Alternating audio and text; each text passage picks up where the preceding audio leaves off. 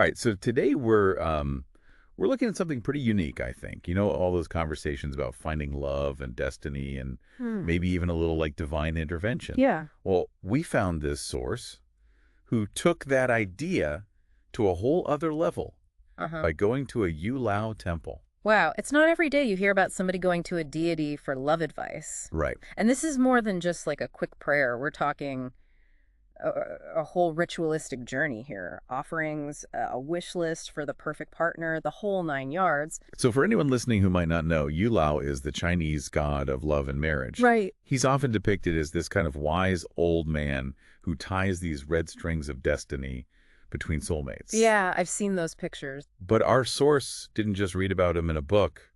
They went straight to the source. Yeah. A Yue Lao temple. Wow. Can you maybe paint us a picture of what one of these temples is like? Oh, yeah, absolutely. Imagine a place just like humming with this energy of hope and longing. Hmm. You've got the flickering candles, the smell of incense in the air. Yeah. People are laying out these offerings so carefully for the deities. It's like this total sensory experience that really sets the stage for something special, you know? Definitely. Yeah. And it sounds like our source didn't just wander in and wing it. Right. They really followed a pretty specific ritual.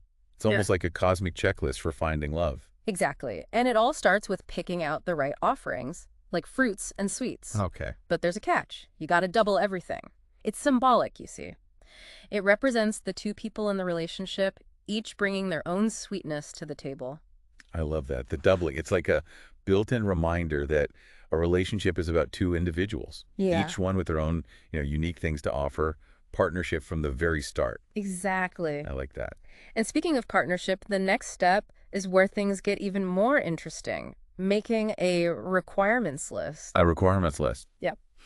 Our source had to lay it all out. Yeah. Their ideal partner's personality, looks, even financial situation, like a cosmic dating app profile, but with a little more spiritual weight behind it. Okay, so you've got your offerings, your detailed wish list. What's next? Well, before you can even approach Yue Lao, you got to pay your respects to the other deities in the temple first. Ah, so it's not just about romantic love. Mhm. It's acknowledging that love is just one piece of the puzzle. Exactly. It's like building a foundation. Yeah. You don't just jump into the romantic stuff without thinking about the bigger picture of your life. I like that. Yeah. So then you finally get to Yue Lao, Right. but it's not as simple as just handing him your list. No. There's this really cool candy exchange. Oh, tell me about that. So our source puts some of their own candy in a bucket at the altar Yeah. and then takes a few pieces from the temple stash. Okay. It's like a physical representation of give and take, Yeah. the back and forth that's so important in a relationship. Yeah. It's a reminder that relationships aren't one-sided. Yeah. You offer your own sweetness, and you're open to receiving the sweetness your partner brings. Exactly. And then comes the big moment. Will Yue Lao grant you that fabled red string of destiny? Ah, yes. The red string that connects soulmates. Right. And to find out, they have to throw these special wooden blocks called jiaobei. And they need a specific combination to get Yue Lao's blessing. Talk about pressure. You're putting your love life in the hands of fate, or at least the way those blocks fall. Right. So you have this amazing mix of action and surrender. You take all these concrete steps, Yeah. but there's also this letting go and trusting in something bigger than yourself. And that's where the real journey begins, right? Exactly. Because it's one thing to go through the motions of a ritual, Yeah. but it's a whole other thing to really take those lessons to heart and use them in your own life. Right. And that's what we're going to explore next. Okay, I'm ready. So we've got this ancient ritual all about finding love. But it really gets you thinking about the bigger picture, you know? Like, how much control do we actually have? Right. And are we really all searching for that one perfect soulmate?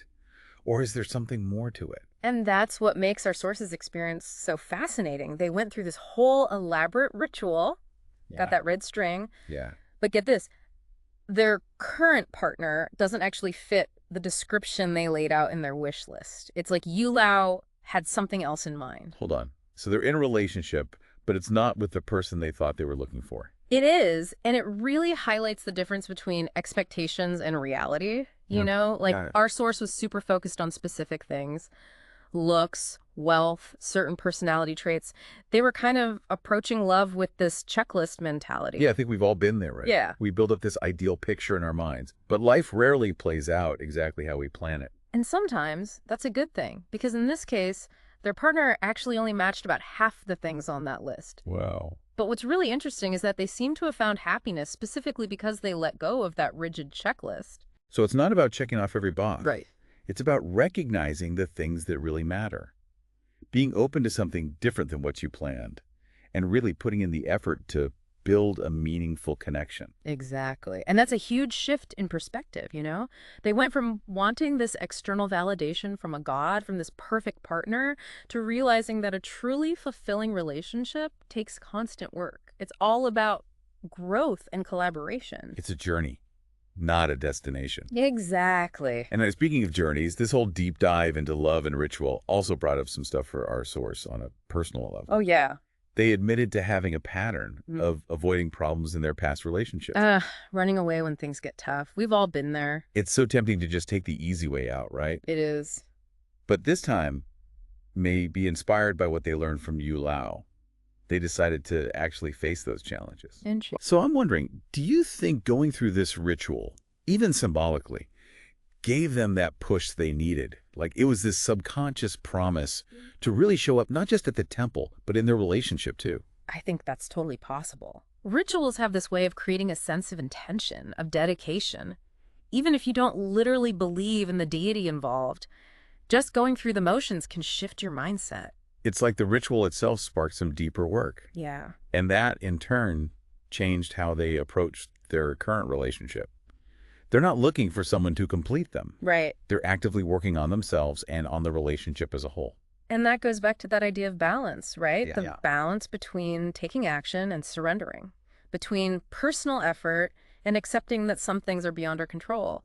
It's not about sitting back and waiting for fate to step in. Right. It's about taking responsibility for your own happiness and the well-being of your relationship.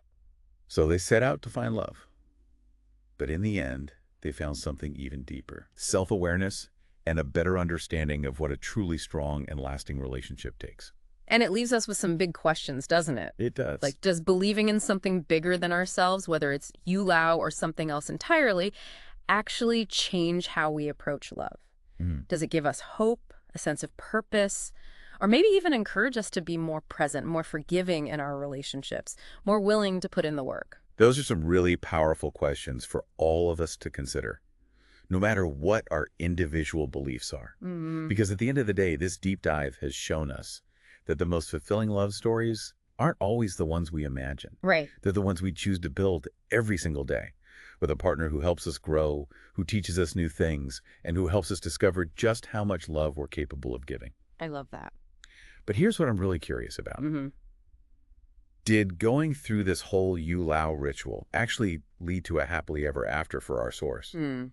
Okay, so where we left off, we were wondering, did our source actually find their happily ever after? Even though their partner didn't perfectly match that initial wish list. Yeah. Which, it really makes you wonder, what does happily ever after even mean in this situation? Well, it sounds like their idea of happily ever after kind of changed along the way. Remember how they said their partner only checked off like half the things on that list? They actually saw that as a positive. Really?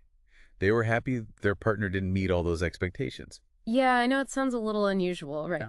But here's the thing. They said the other half, the stuff that wasn't on the list, that was their contribution to the relationship. Wow. Their own work, as they put it. So instead of thinking those unmet expectations were a bad thing, they saw it as a chance to grow together. Exactly. To make something new. Yeah. They really shifted their perspective, Yeah. from finding this perfect one to realizing that love is a choice. It's something you work on every single day. It's a process. Yeah, with all the good and the bad that comes with it. And it all connects back to that personal growth they experienced. Right. They recognize that tendency to run from problems. But this time, with everything they learned from Yue Lao, they chose to actually face those challenges head on, work through it all with their partner. And I think that's so powerful because those unmet expectations, the challenges, the hard stuff, that's actually where you can build a really strong connection. It's not about avoiding those tough moments. Right. It's about facing them together. Exactly. It's like they realize that love isn't just some fairy tale, Yeah. About fate and finding the one. Yeah. It takes real work, commitment, and the courage to embrace the messy parts of relationships. And I think that's such an important reminder for all of us. Love isn't just about finding that perfect match. It's about choosing to create something special with someone day after day. And it makes you think, does believing in something bigger than ourselves, like Yue Lao or something else, actually make a difference in how we love? Right. Does it give us hope, a purpose? Maybe encourage us to put in the effort to be more present, more forgiving. Hmm. I really like that. Yeah. Those are some really powerful questions for us to think about, We no are. matter what we personally believe. Right. Because in the end, this whole deep dive into love and ritual has shown us that the best love stories, the most fulfilling ones, aren't always what we expect. Nope. They're the ones we build together with someone who pushes us to grow, to learn new things, and to really discover the depth of love that we have inside.